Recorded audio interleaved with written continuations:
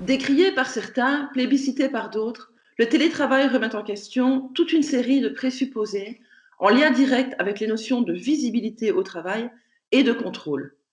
Là où le manager cherche à vérifier l'activité effective de ses collaborateurs, ces derniers auront tendance tantôt à montrer ostensiblement qu'ils travaillent en étant hyper connectés, hyper visibles, hyper réactifs, tantôt à dissimuler d'une manière ou d'une autre leur activité.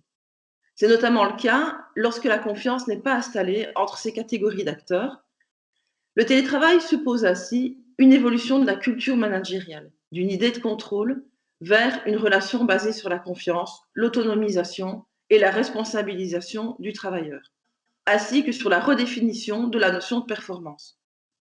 Il suppose évidemment le recours aux technologies mobiles de partage d'informations et de communication à distance. Il soulève ainsi des enjeux de transformation digitale, mais aussi de transformation managériale dans les façons d'interagir et d'encadrer le travail, de maintenir la dynamique collective et de veiller à l'équité entre les collaborateurs. Par ailleurs, il s'agit d'une transformation organisationnelle dans la façon d'accomplir certaines tâches à distance, d'organiser la transversalité dans et entre les équipes.